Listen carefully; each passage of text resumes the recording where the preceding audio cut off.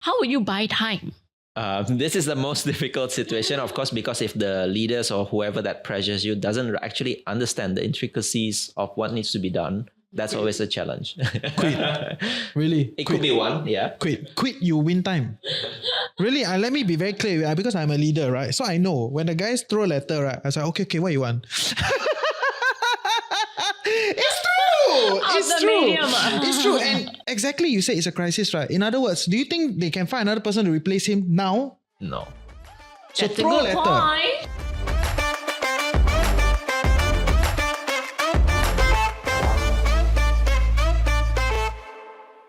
Welcome back to Wise and Shine. I'm your host, Reggie, aka your Chief Financial Coconut. And I'm Dawn, SG Budget Babe. Today on set, we have one of the biggest podcasters in his niche. So we'll let him introduce himself. Hey everyone, I am Henry Suryawirawan. I'm the host of Tech Lead Journal podcast. So it's a podcast about tech leadership. It's been around for like 3 years, 150 plus episodes. Do check it out if you haven't. He's being very humble. So let me add to that. It's a very long-standing and well-established podcast. I think he got 17,000 followers on LinkedIn. Yeah. Right? In a highly technical platform, like how do you get a tech leads of like 17,000 or like engineers in 18,000 now. Yeah.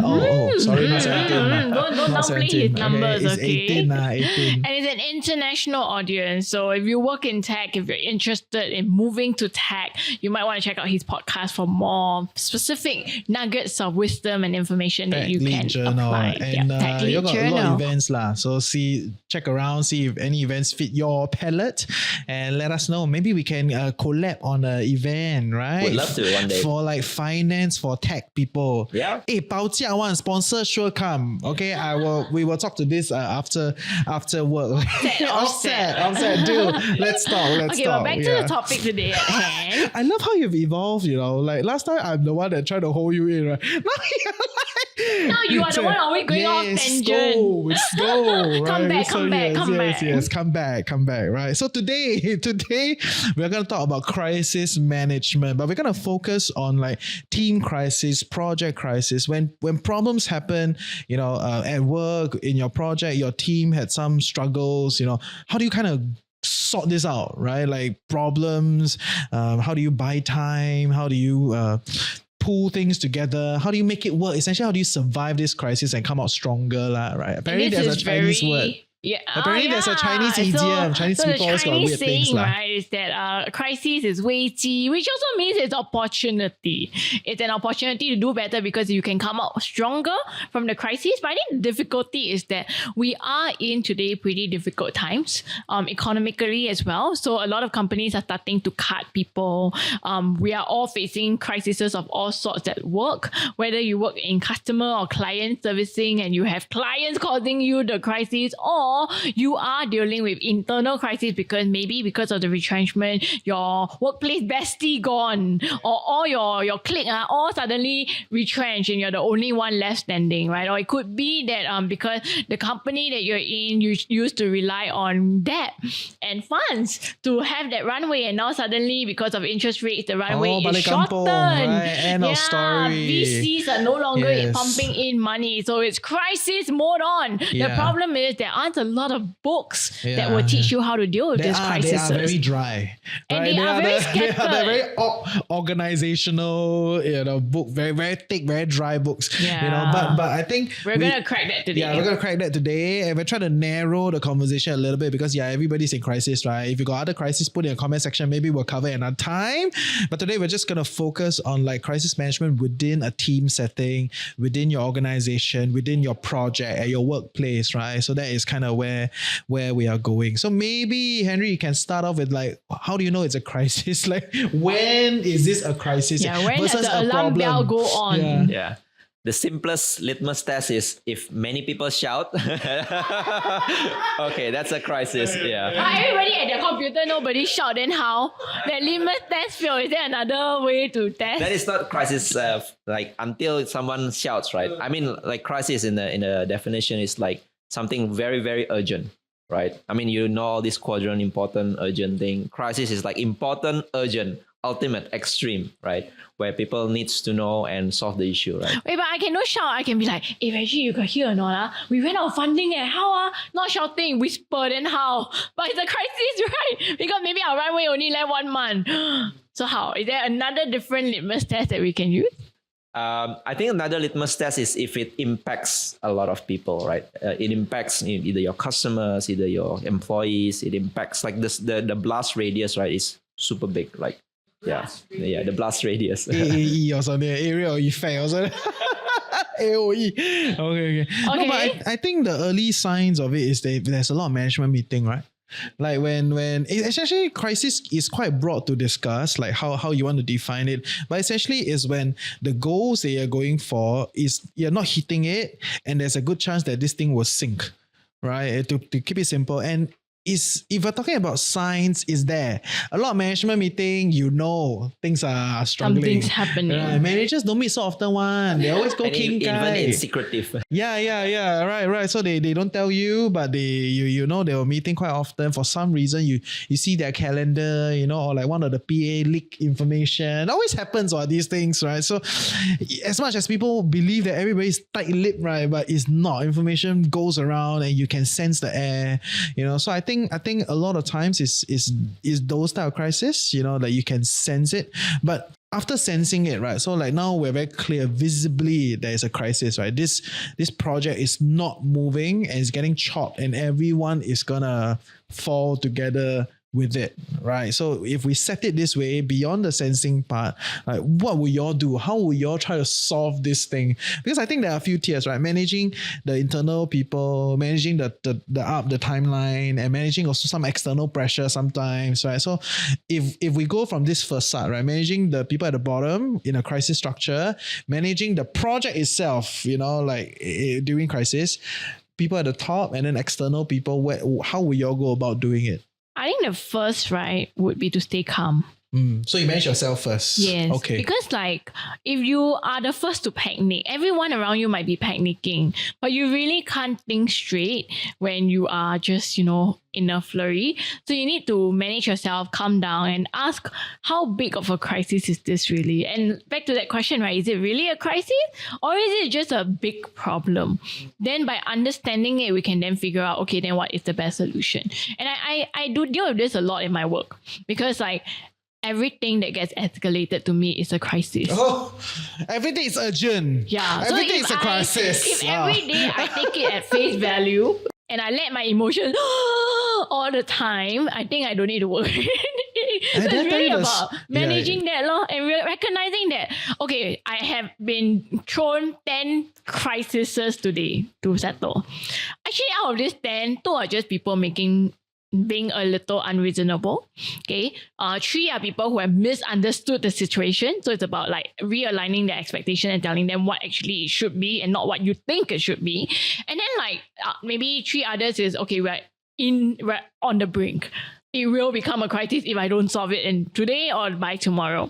And then maybe only 1 or 2, sometimes even 0, it's a real crisis. Then we need to step in, sometimes escalate, get the right resources, because it could be out of my capacity.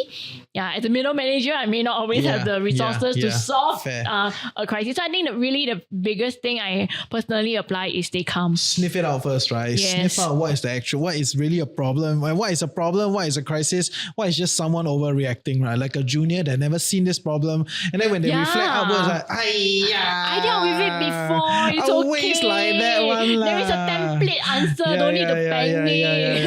Yeah. Go to this folder, send this reply, change this XXX. Exactly. Yeah. So, I get it. I get that part. That's step 1. Yeah. I have a fun, not so fun side story to share, right? Like this whole crisis and urgent. People use these words very, very loosely, right? Like they don't use it sparingly.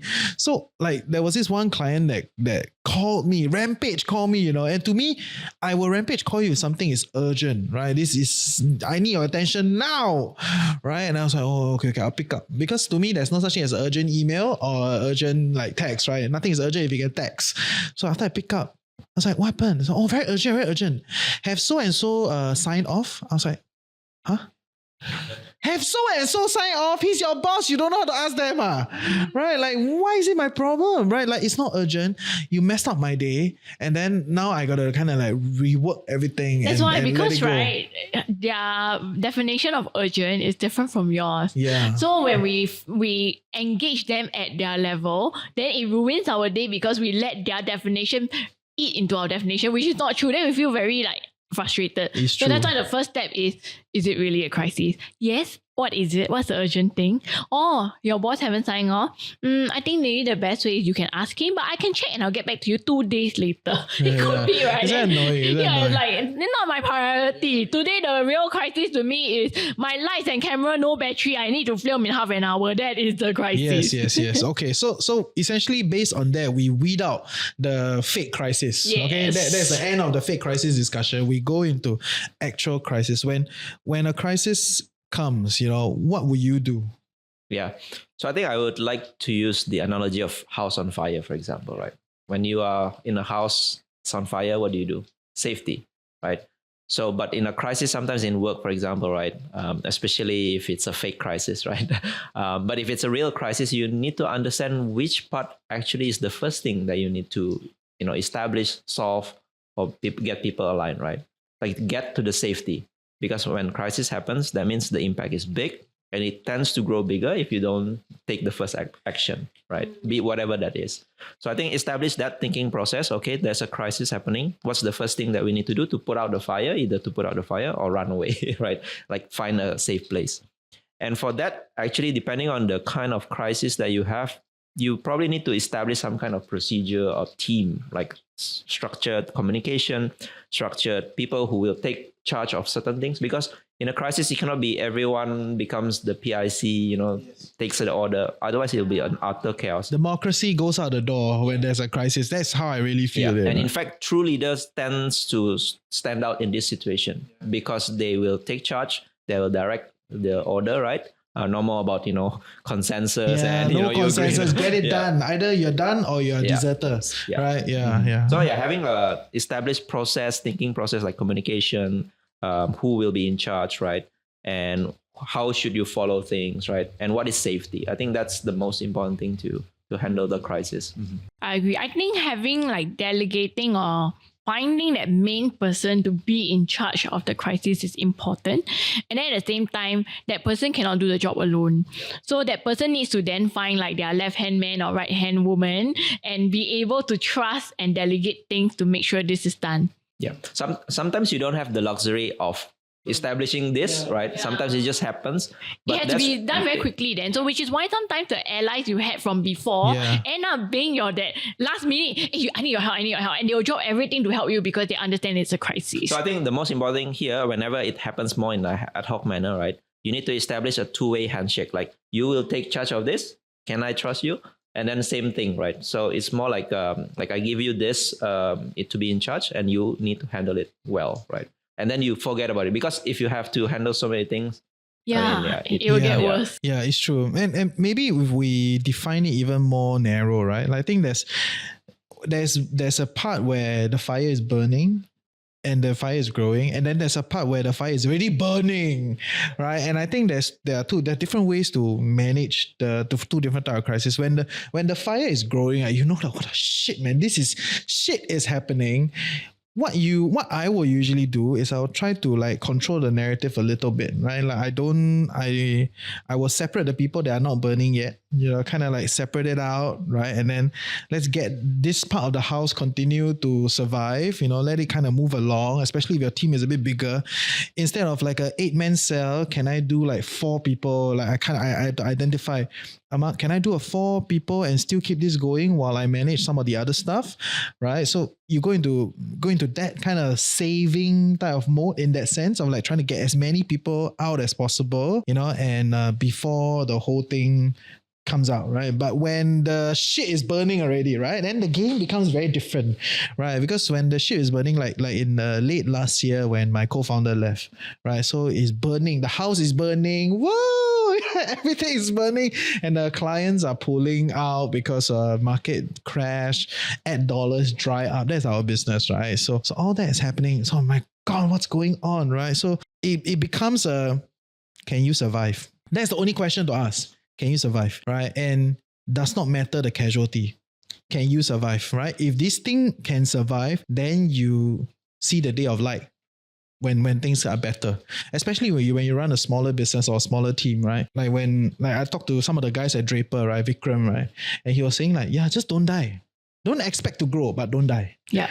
Right. Just go through. And so when you have that thought process, right, then you go and ask yourself, what's the minimum that I need? You know, who are the most important people that I need to keep? And I got to find 101 ways to keep them. And to me, these are the two basic things. Like, what do I really need? Who do I want to keep?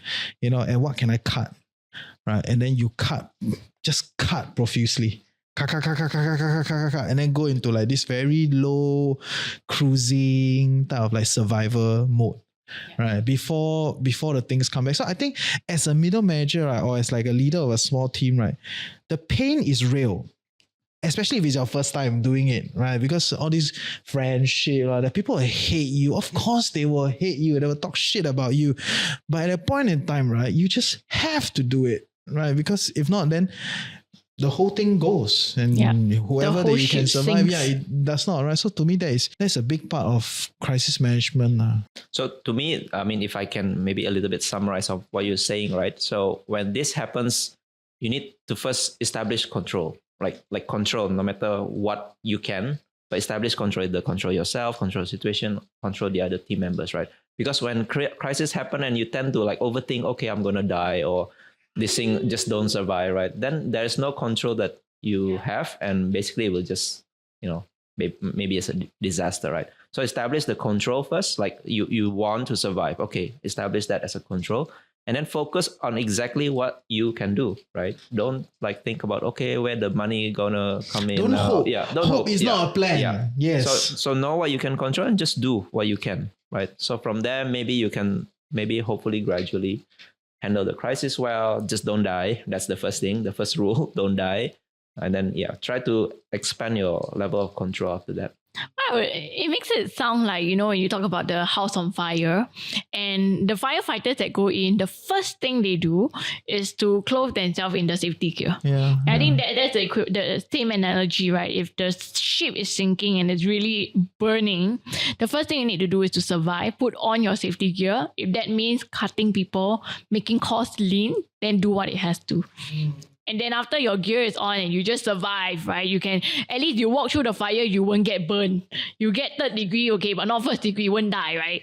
You go through the crisis, figure it out, solve it. And at the end of the day, you come out, then you can always do repair and recovery. But important is first to survive.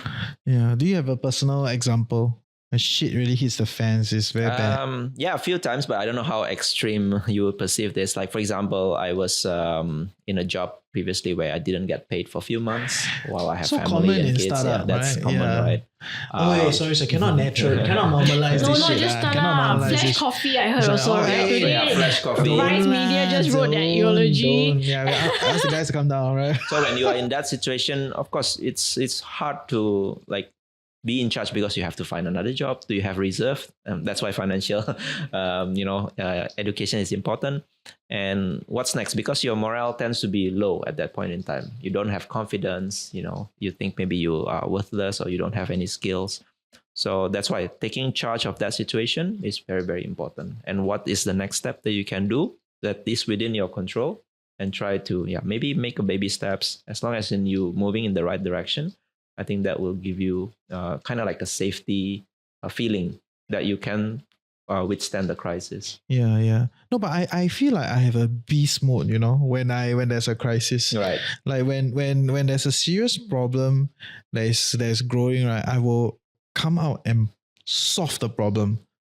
Right? Like I think my team is very clear that I got their back because I can fight.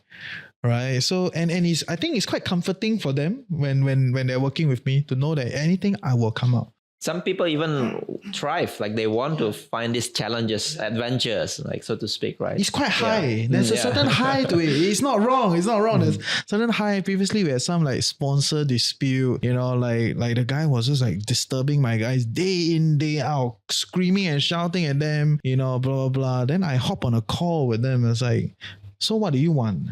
right? Like maybe my team probably was expecting me to soothe him, right?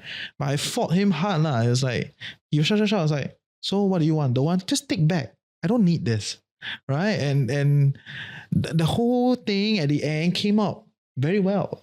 Right, because you must learn to fight this game, break them down, do all those things. It's about more complicated than one show can expand on. And that's why crisis is an opportunity. Yeah, you not laugh wrong. at the Chinese, It's but not it's wrong. true, It's not right? wrong. Because It's you not come wrong. out of that with more knowledge on how to handle difficult sponsors, difficult clients, and that knowledge then makes the next incident not a crisis. Yeah, no, and the thing is, you win political points. Yeah, your team love you. After that, they're like, wow, this guy not bad, right? And sometimes you like they always say, right, crisis create heroes, right? Like you want to be a hero, you better make sure there are some big You problems step that you up solve, during the right? crisis. Yeah. And the important thing, like how do you associate like the Chinese term, like this crisis and opportunity? I think the first thing that I pick is actually you need to aware that, okay, there is actually an opportunity. Because some people will just see the word danger or crisis. Yeah. Right? But actually some will sense, oh, there's an opportunity here.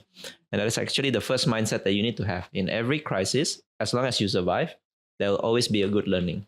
You'll come out stronger, like The rest will die. There's consolidation. You become the only one. Yeah, you learn few things, like a new experience, maybe meet new real friends, like real friends who, go together with you during crisis. So yeah, always have the understanding there will be an opportunity in this. Hey, I hope you're enjoying Wise and Shine so far. I'm your host Reggie, aka your Chief Financial Coconut, and for us to continue to do this show so that you become a tad bit wiser every week, you gotta like, share, subscribe, help us beat the algorithm. But even more importantly, if you can, comment in the comment section below. Let us know your thoughts and also some questions that you would love us to answer. Yep, now back to the show. Let's talk about time, because when the house is burning, sometimes you can't solve it on time. You need to buy more time. What is a good way and art of asking, and how can we buy more time in crisis mode? My take is during crisis mode, right, you are spending like crazy. So you better make sure during non-crisis mode you have a lot of capital with you, right? You must have a lot of goodwill. Your people above you must really trust you. You must do a lot of that. So essentially, it's a leaky it's The like rainy bucket the thing, rainy yeah, bucket the rainy thing, or like day the rainy savings, day, right? yeah, or like you don't fix the roof when it's raining, right? You want to make sure the roof is very thick, so that when the rain comes, you have enough space to do that. So I honestly find it very hard to ask for resources when the house is burning, right? I don't think anybody would. If I'm the leader, right, that means I'm above you, right, I would say just cut the whole thing, because I'm part of that thing, right? It's at what point do I cut, right? At what point does the organization have to stop? Right, and then and I'm sure after you cut, right, you can go in and find some pickings. Maybe there are a few people that are very good. You can reposition them. Maybe this project can be retweaked to something else. But you gotta cut somewhere, right? And I think it's quite hard. I don't know. Do you have any? The way I see it, every crisis, time is always of the essence. There's just no way if you say it's crisis, but you can ask for extend the 2 time. more months. Yeah, No, but sometimes now. you need the extra time, right? So Crisis how by can definition we? to me is super urgent, and that's why time is of the essence. It's like one of the levers you cannot move, no matter what. And because of that, I think then coming back to what I said, right, you need to focus on what you can control. Okay, if time you cannot control, what can you control? If fun also not something you can control, then what else can you control?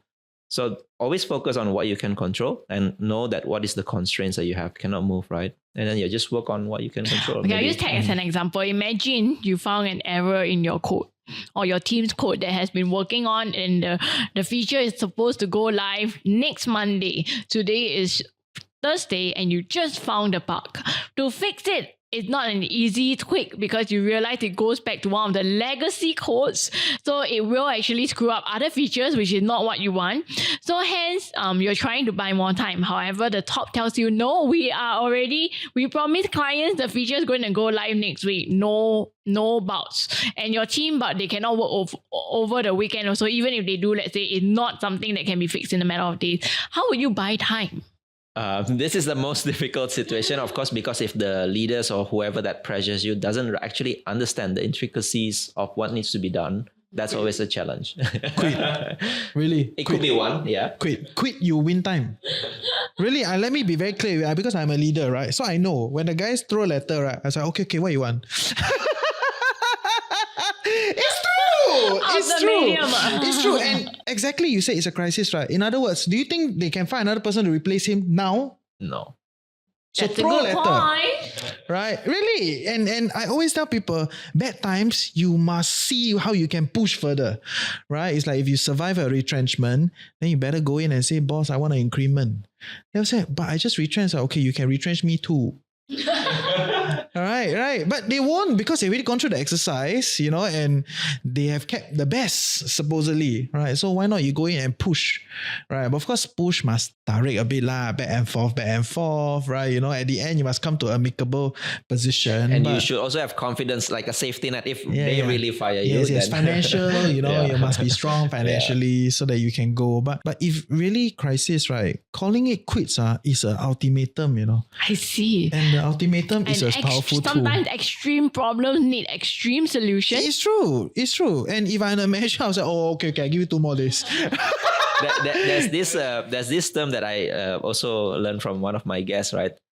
You can try to change your company or you change your company, right? Like if you try your best, the company doesn't change, then it's not your company, right? At the end of the day, you just change your company, find another job. Mm-hmm. Okay, but I think both of you have given an answer to each. Yours is quit ultimatum and they can't find another person anyway because it's crisis time. They have no choice but to give me what I want now. You don't diss my point. It's true. Valid. I think it's just it's a very it's a high fierce, stakes yes, it's thing. a high stakes game. Yes, Yeah, it's true. so But the have to game is use very high sparingly. stakes. Yes. I'm not saying every day so you really have to wait until the cannot house cry wolf. burning. Yes. Then you cannot like just the kitchen countertop. It just down there explode. Have even spread the living room. You throw It's it. true. Then cannot. Yes, it's true. It's true. So must use sparingly. Sparingly is the Whereas yours, you ultimatum. said the other one, which is helping the on top who's giving the pressure of the time understand that it's not that easy. Yeah, and I think in this case, then helping them to understand what's the trade-offs could help. Yeah. Because when they don't, sometimes it's also like when you buy time, you need to communicate, right? It's all about communicating and getting their buy-in. And if they don't understand the extent and the severity of the problem, it's only natural that they think it's a 4-day job. So then they go in with the expectations, but you need to help them understand why is it not a 4-day job? And if you want me to do a 4-day job, okay, I already told you cannot, but you insist, right? Then this is what is going to get compromised. You want your feature to go live on Tuesday? Sure, I will fix this error, but let me tell you what will happen on Friday. You're going to get more complaints because your other feature is now affected. And now you need to spend 1,000 times more just to fix that old problem. Are you sure you want to do this? And then they're like, okay, I didn't realize it's that bad. Okay, I will give you 1 more week. So I have a kind of like maybe a thought process how you can approach this. The first is always I would advise try to understand why is this a crisis to them. Let's say they say I have already promised this customer this feature will go live, but that is not the true why. Like again, why this customer really wants this feature by this, right? Because sometimes in the tech world, okay, we may not have this feature working, but there might be other ways we can compensate and still give this customer, the solution. Or it could be something like, oh, actually the customer just needs it for a certain use case. They can find workaround. Okay, perfect. We may have time. There are big boss landing tomorrow, right? So they are doing the cut ribbon, right? So they need to make sure that shit works. Can you get it done? Yeah. So after you establish the true understanding of the why it is important, right? Then you try to give options. Okay, I have option A, which is to fix it, but we will burn midnight oils and so many people, blah, blah, blah. Second is maybe we stop the feature and we build a temporary solution or whatever that is. Give the options with enough clarity in terms of trade-offs, like you mentioned, trade-offs, and then let the leaders decide. Yeah, because ultimately, okay, we have done our best. Please tell us what you want. And I mean, I have a personal example to add on to this, just to kind of like shake up the discussion a little bit, right? So, same problem, right? Client urgent, right? They need it, and because I'm not in the thick of the operation, so I don't know, ma. Right, client, I close one, yes, but I don't interact with the project, zero, zilch. I know nuts about it. Every week I will check in with them a little bit, like, how's it? Everybody okay. The numbers look okay, move. I don't really need to care because I'm not in it. And then there's this one day, suddenly my guy called me and said, hey, this one cannot. right? We have suddenly too many projects to do, right? This is just not possible, blah, blah, blah, blah, blah. And then he was going through like this, like, like the emotional burst, right? Then it's like, okay. Tell me what you need to tell me. Let's hop on a call. Stop texting, right? So let's hop on a call. We talk it through. So I kind of get a clearer idea of what's going on, what's happening, and then all that jazz, right? Then I go to the client, and at the client position, I was like, okay, so can we shift this? Don't need too much answer. Man. Just say we have a little bit of struggle to do this. Can we shift later? And then client will come back. Of course, they will push back, right? And they tell me, blah blah blah blah blah. But we can extend 2 days, not 1 week, right? So then that becomes the non-negotiable, right? I like that framework. I didn't realize that in my head there's a framework. Like, what's the problem? What is negotiable, right? Then you go and talk about the what is negotiable, not negotiable. This one not negotiable. Like, it has to go on in 2 days because of blah blah blah blah blah blah blah. And then client is client, right? And then you just cannot push, right? So you take it, go back to the team. Now you have to shop with them the ideas. Right? So it's like, okay, 2 days, the best I fought, right? What can we do? Right. So then from there, the discussion becomes very concrete. Right. The discussion becomes, okay, we need to do this. Let us activate this ex-employee, pay her a little bit more, get her to do something. And then we get this other person to go down earlier to record. And then we come back, we can complete this first. Client will have to take a delay on the next one, and then we go for that. Right. So I think that is a very real example, right, of how the thought process works, right? Understand what's the problem, go and find out what is not movable, which is the time, then what can you move? And what I can move at this point in time is I can spend more money to solve this problem, right? Because I can hire external help to do this. Of course, always at a premium, right? But spend more money to solve the problem, and I will expense my political capital in this crisis. Help lah, can lah, work overnight just this time, that kind of thing, right? You're expensing your political capital in such a situation. In other words, right, when this crisis is over, you better go and build up this thing again, right? You must tarik, gula, okay guys, amazing, right? And I think that's the part that a lot of middle managers are horrible at. They keep grinding out the people, grind. Then that's why everybody say they are a bad manager. Check out our previous episode on how to be a better middle manager. Yes. So, I want to add on to what you said. So I think it's spot on. One thing that really stood out to me in your side story is the ability to ask for resources and for help. So not at work, but actually also work, right? So I have some moments of crisis. For my blog, for instance, I have a lot of deadlines all at once, and I don't have time because maybe sometimes my corporate work also got crisis at the same time. Maybe some other time is my family got some crisis, so I have to help handle, right? And as a result, then how to survive, especially if the deadline is not movable, client is not budging, right? So then one thing I found really useful is to activate help. So what I usually do is, okay, I have like 4 articles that I die must finish by this weekend. I try to push already. Actually, it's 6. I push out 2. Now left 4, cannot push. What I'll do now is, okay, I will activate my in-laws, for instance. Can you help to take over the kids? Take them from Saturday, don't just on Sunday. Okay, bring them out, whatever. I pass you money, you want to bring them to the zoo or whatever, just take them, and then I hermit at home, work non-stop, don't disturb me, switch off my WhatsApp, airplane mode, everything, just so I can full focus, because I think also crisis requires full concentration, especially if the clock is ticking. So by activating resources to do the things that you don't really need you, so that you can focus on what you can contribute to, I think that's another way of surviving the crisis and getting through. I want to add on top of that, right? Because I love how everybody's adding. As content creators, we all have this kind of pressure, deadlines, so many things happening, and sometimes like your episode need to go out, but then this part missing or your file corrupted. Oh my god! Don't start. The file corrupted. Really got some problem the other day.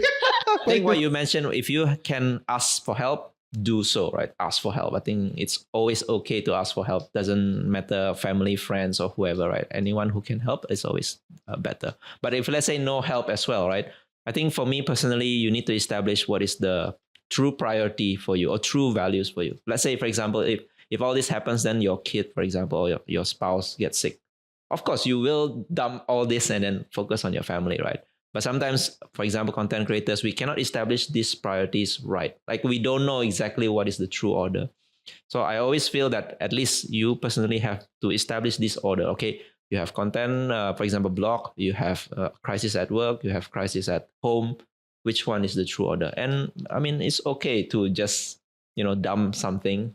Yeah, but you actually handles the most important thing for you. Yeah. And then I think after that, an important thing is need to go and rest. Yeah. Because you fight the war very tiring. Yes, you must yes. give yourself a break. And to me, that is an integral part of crisis management.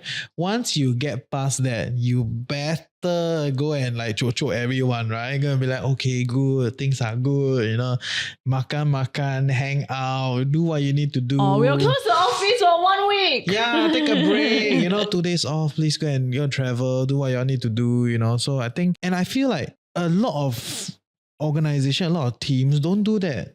Once the crisis is over, BAU. It's back, yeah. Yeah, suddenly Back as usual. business as usual. Yeah. Right, like as though this shit never happened, It's like just another day Back to in the the office. grind. Back to the grind, and it's very bad for the team. It's very That's bad why mental for- health is an Yeah, issue. no, and it becomes, if you think about it, right, just from a simple team dynamics, right? In other words, there's no upside in solving this crisis, right? Yeah, but there will always be another crisis. Well, this situation is not so bad. There is a company who are even working in a crisis mode all the time. Oh, yeah. I mean, you might have experienced before, right? Like they always work based on crisis. Like everything is urgent. Everything needs to get done fast. Yeah. So this definitely is not the place. Yeah. It's true. But at least for more teams out there, I hope you take a break and don't just like BAU immediately.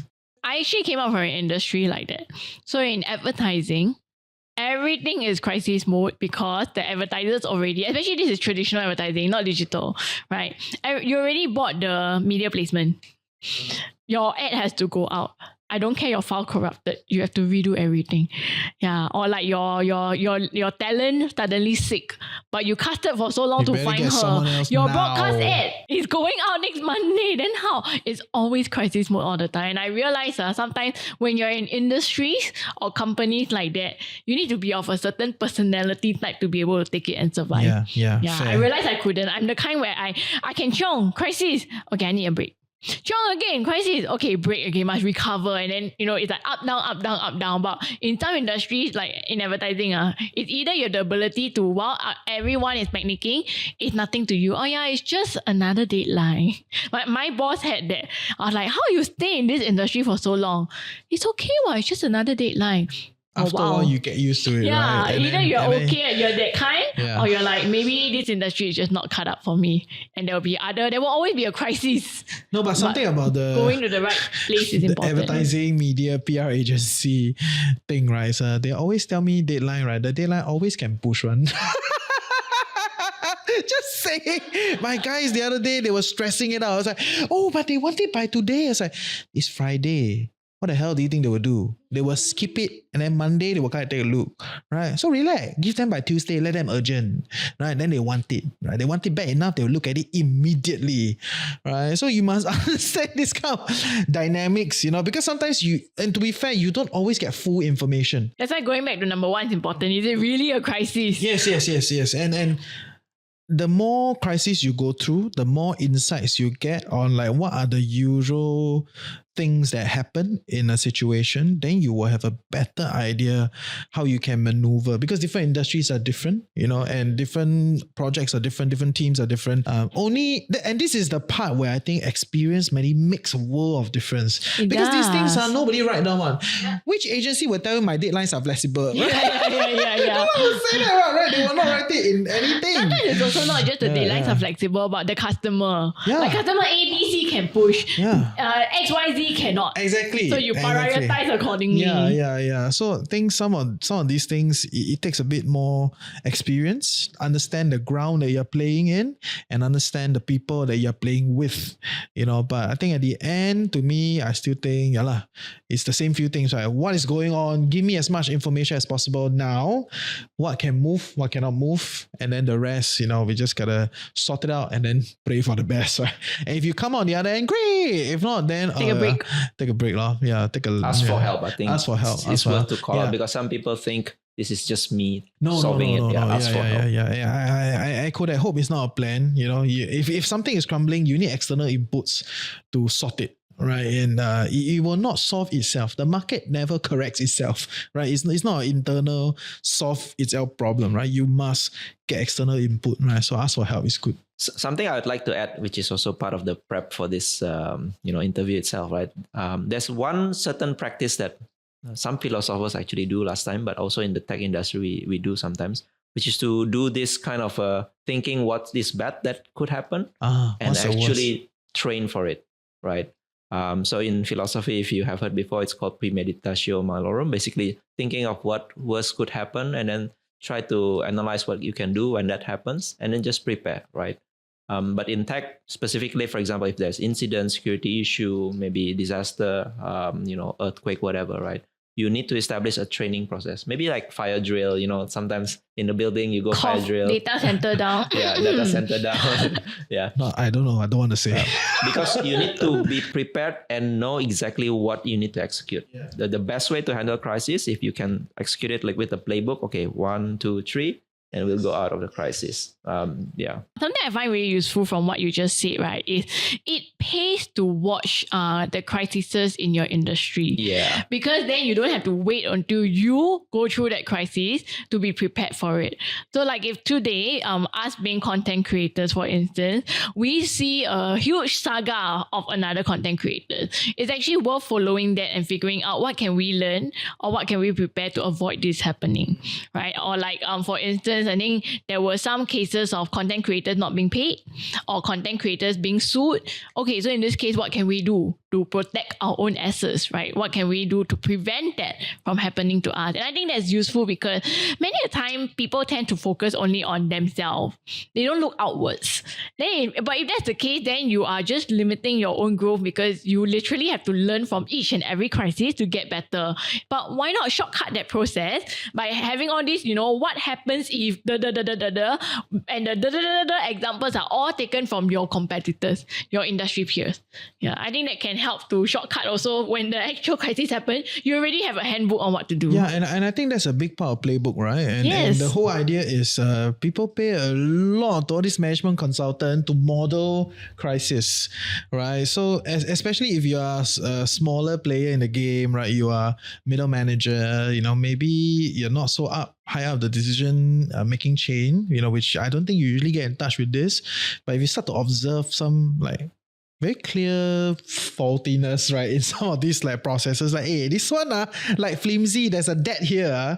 You may want to highlight and talk a little bit of like, a lot of pre-prepping to kind of understand like, okay, if this happens, what are we going to do, right? Talk to your senior management. It's like, hey, there's a potential flaw here. Like this is a risk factor, right? Material risk. Has anybody highlighted it to you? Yeah. Right. And if not, hey, actually you shine, because you can spot a risk and then have a playbook to go with it. There's actually another level, a more extreme advanced level. This is also happened in tech, right? There's this thing called chaos engineering, if you have heard about it. So it's actually intentionally introduce chaos into your system. So let's say your system is actually stable, right? So no crisis. Even though you can have playbook, you think about it, but it doesn't, the best way to learn how to handle crisis is to have the crisis itself, right? So you introduce that kind of chaos, of course, in a safe manner, right? There's a parameter that you can tune. So introduce chaos in the real scenario and see how you react to it. So like hiring a white hacker to see whether your system compromised and what to do. Turn off a server in the data center, for example, and see what happens. Yeah, hiring a lousy teammate. And see what happens, right? See how everybody reacts. This is another level of managing crisis. If you have read a book, Anti-Fragility, by Nassim Taleb. So it's actually, you are stronger, more resistance by introducing more fragility rather than building defensive kind of walls or process and all that, right? You introduce fragility, you handle that. And then over the time, I think you build better resistance. Mm-hmm. Interesting. Nice. Wow, that's a lot of wisdom and insights to unpack in a single episode. Yeah, but in conclusion, I hope you guys have loved and appreciate this episode. We felt that it was so important to do it given the current situation in the market. So many crises happening, companies shutting down, people losing their job, being scammed of their life savings, tech error, data centers going down. So many crises every day, every week, right? But when we get that ability to figure out whether it's a crisis or not, and then actually having the skill set to manage that crisis, which is often not taught in books, but like you guys say, can be found in many different books. So we kind of like, consolidated all of that into today's episode. And if you like it, do hit the like and subscribe button, share it with your friends and colleagues or people whom you think should introduce chaos engineering so that y'all wouldn't be frightened into crises all the time. Or maybe even like stand as a, like, by the way, client send you this, so not urgent, not crisis. Indirect message, passive aggressive. Yeah, but all in short, we hope you guys enjoyed this episode. And just a quick shout out again, if you are interested in learning more about tech and how they deal with crises, tune in to Henry's podcast at Tech Lead Journal. And you can also add him on his various channels on Spotify, on LinkedIn. And remember to stay tuned for the next episode of Wise and Shine.